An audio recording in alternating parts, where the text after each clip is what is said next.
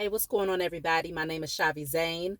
I'm coming on to bring a message that is entitled "Your Ascension Process Requires a Zero Tolerance Policy." Okay, so as most of you know, especially the chosen seed, this is mainly geared towards the chosen seed. Many of you, most of the chosen seed already know who they are by now. And so if you're still asking a question of whether or not you're chosen, then you may still be awakening, but for the most part, we are awakened to who we are at this point. Now, as you all know, the ascension process, it looks very similar, but it's not 100% the same, right? We all have our own journey and it all has its own look and its own unique characteristics. But we do know that when you first go into that space of awakening, prior to going through that transformation, there's a lot of chaotic energy that happens in your life. So I would say within the past, if I have to put a number on it based on what I see from my end collectively, I would say within the past 7 years or less, if you notice that your life became very chaotic and you had a lot of really hectic scenarios that was happening around you that ultimately placed you in like hermit mode and like a space of isolation, then you know that you was definitely a part of the ascension and the awakening process, okay? So what happens is a lot of changes, a lot of chaotic energy happens around you. And it ends up placing you in what is known as the hermit mode. That's that isolation energy. And in the spiritual realm, it looks like you going into the cocoon in order to go through this massive transformation where you're releasing the old version of yourself and becoming someone new. And when you come out of that cocoon, now you're able to take new heights. Now you're able to fly higher because now you have your wings, okay? So in the cocoon, this is where you are going within. You're doing some deep soul searching. You're fully analyzing yourself.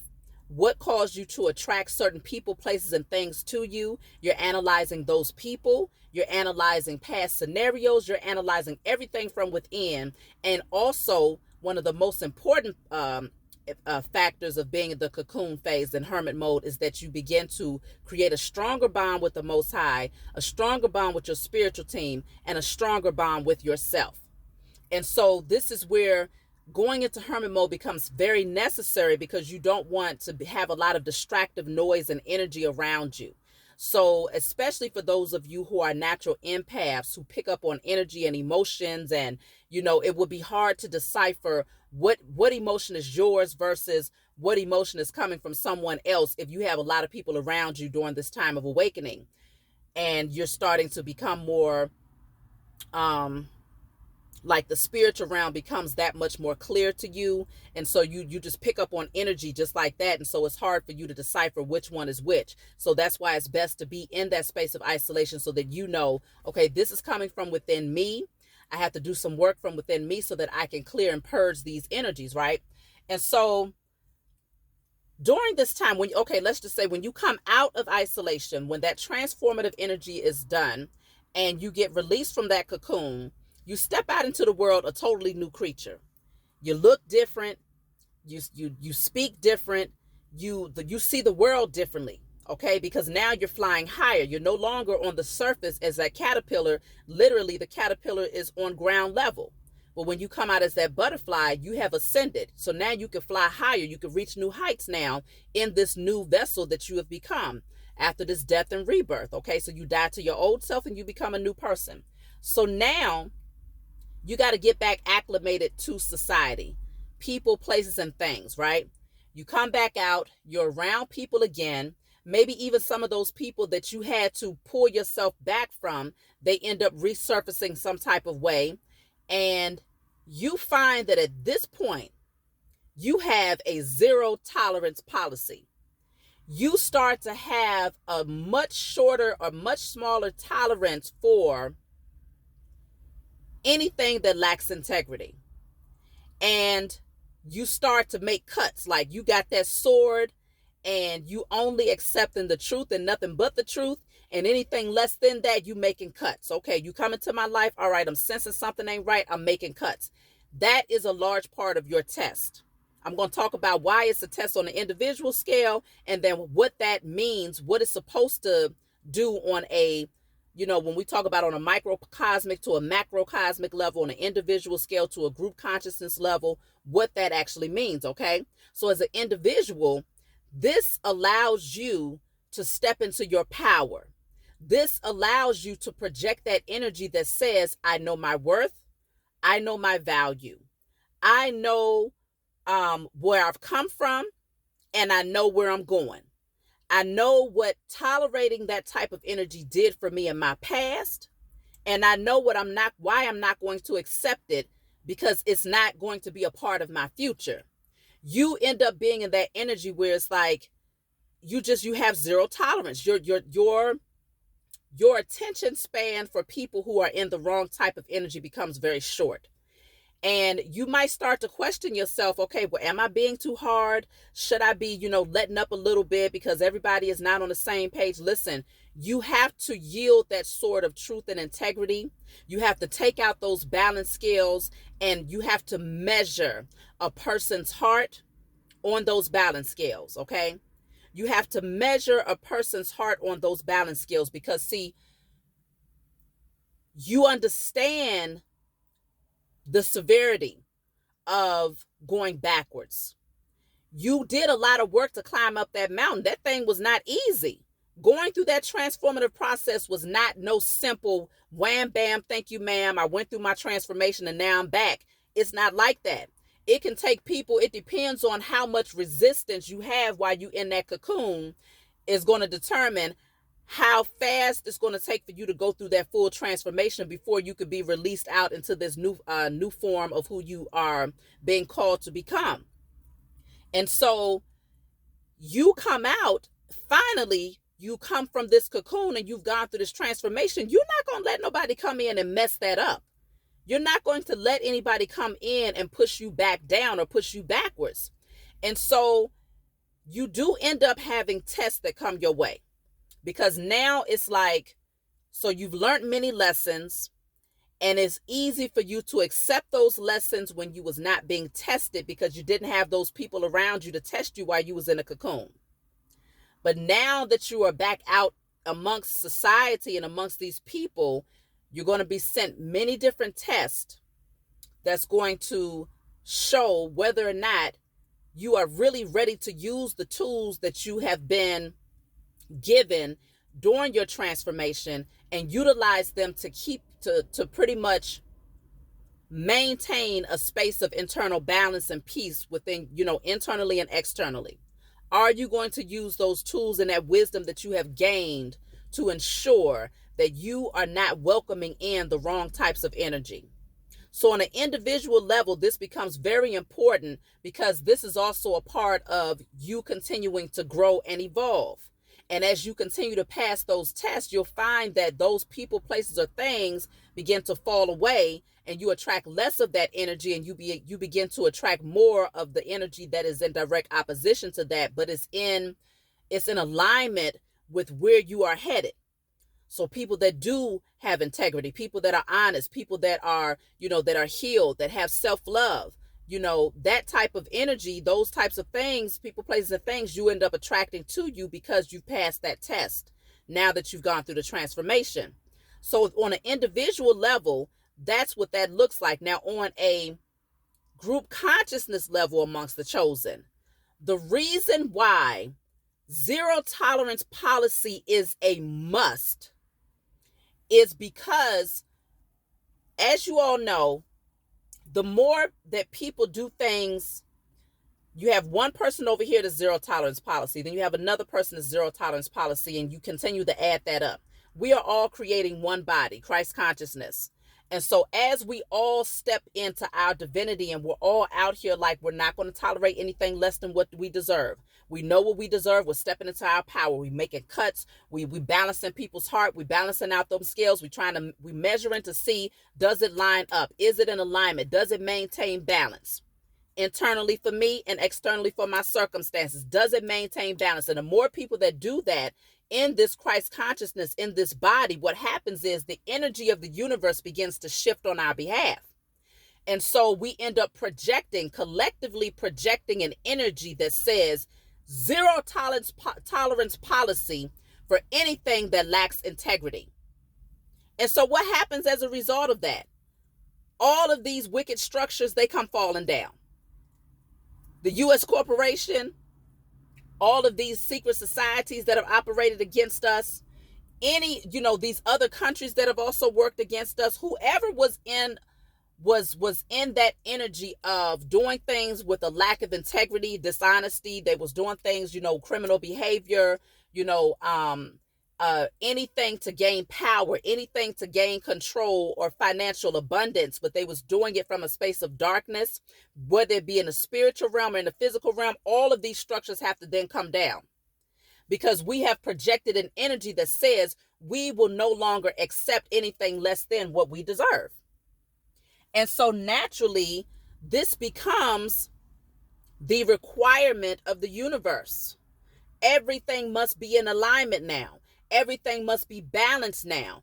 Group consciousness, Christ consciousness has spoken. We have put the energy out there that the scales must now be balanced. And, a lot of times we don't realize the bigger picture of why we're being, prepared, and why we are now operating from a certain energy. But we do notice that other people who have gone through the ascension process also have the same mindset. They also project that energy of zero tolerance policy.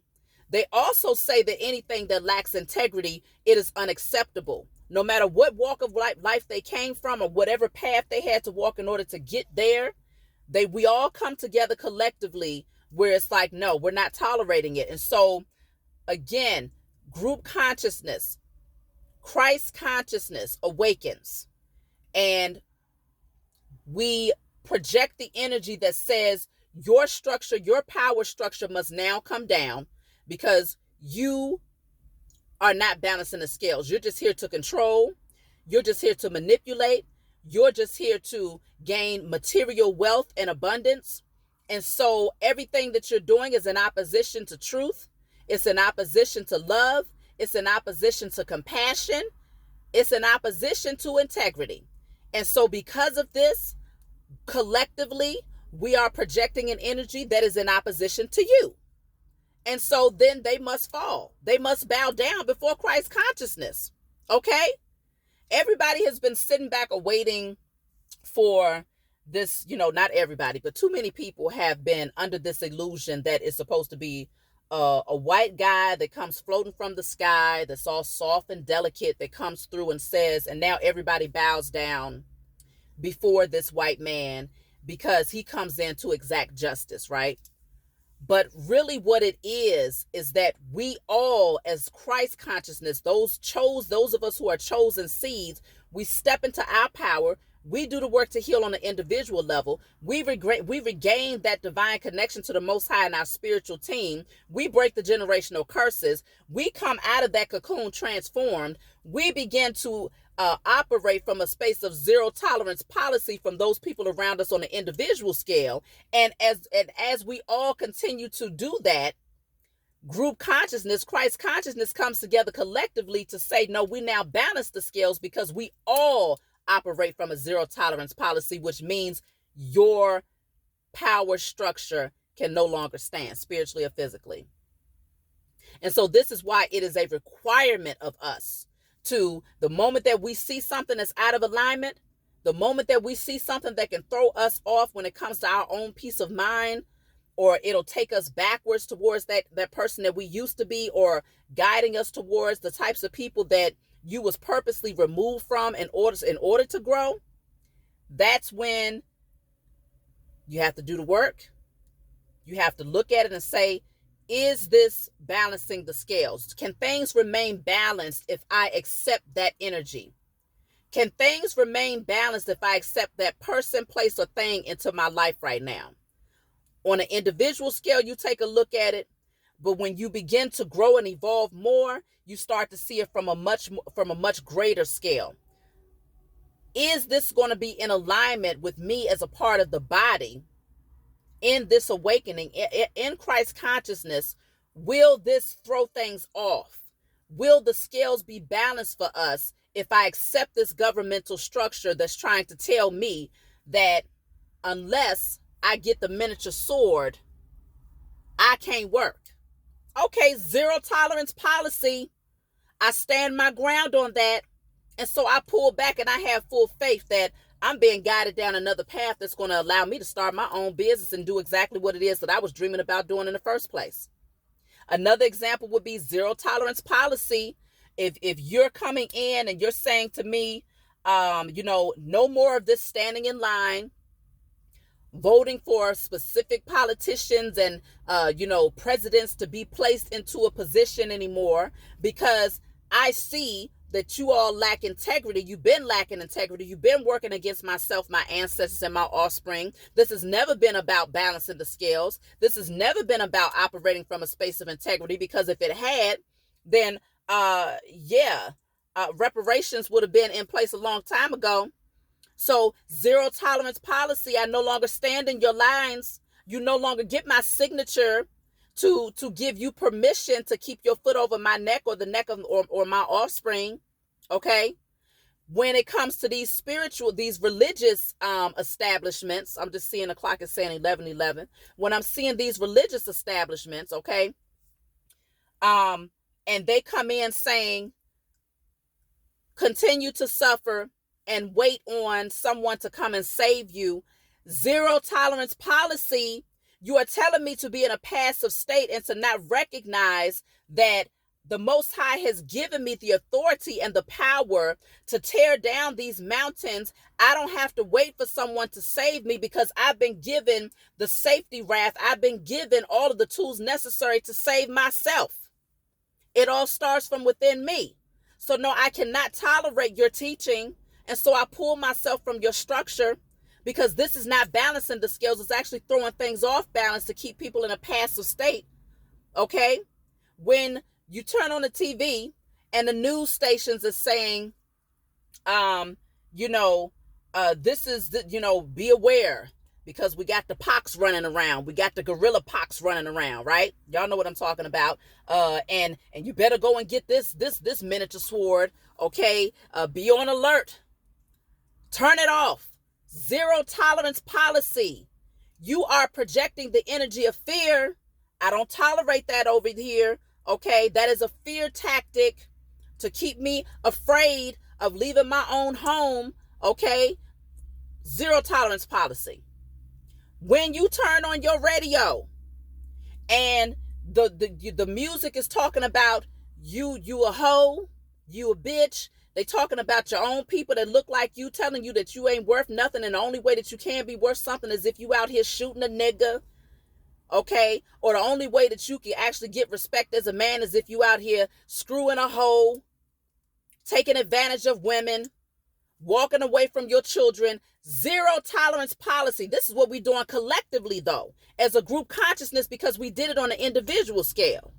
And so then we say, oh no, I'm turning that off. I'm no longer supporting that artist. So that's the same thing for TV shows, movies, anything like that. Even when it comes down to these banking systems, the more that we see them discriminating against our people and telling us, well, I have to really do a detailed check over on who you are to cash your check. Zero tolerance policy. Pull all the way back, get your funds up out of there and close out that account. Okay? We have to start, but it starts on an individual level, and that's where the most tests come in. You're going to be tested by those people, your friends, your immediate family, your romantic partners, fathers or mothers of your children, your own children. You will be tested to see, are you going to stand your ground in spite of how long this person has been in your life, or in spite of how much emotions you might have towards this person? Are you going to go into that passive state, or are you going to step into that emperor energy that says no? Zero tolerance policy. We're going to keep these scales balanced, and if it ain't balanced, you getting cut. You getting cut until you come in with integrity. You got to walk through the door with integrity. Okay? You can't come in. You ain't welcome up in this temple. You're not welcome up in my space or in my energy if you lack it. No more trying to use me. No more trying to take advantage of me. No more trying to, if it ain't no reciprocity there, then it ain't there at all. Because see, In your past, especially as the chosen, one thing about the chosen seed is that we have a tendency to be overgiving prior to your transformation. You overgive of yourself and you end up depleted. You overgive of yourself and you end up feeling as if you get no return on your investment. But in that, after you go through that transformation and you stepping into your power, you begin to recognize, yes, I'm still a giver, but I will not be trampled over. I will not be used and abused and misused for someone else's perversions or their own carnal nature or their own materialism or their own ego. See, when you go through that transformative process, you come out, you see things differently. Because remember, you coming from a caterpillar that was on the surface crawling on your belly. So you saw everything from the surface. You was only looking through your natural eyes. And so you was not able to perceive the agenda of many people from that perspective. But after the transformation and you come out of that cocoon, now you got wings. Now you flying higher. Yeah, you have the ability to go down on ground level and to see things from a surface perspective if you want to. But you also have the ability to fly higher and to see things from a higher perspective. So at that point, you're now seeing things through your spiritual eyes. And because of this, you can't unsee BS. And so you may find that when you first come out of the cocoon, you might tolerate things to a certain degree.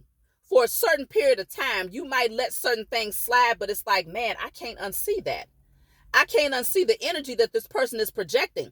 I can't unsee the fact that this person seems uncomfortable with my come up or with my growth or with my glow up. They seem uncomfortable with the fact that I love me.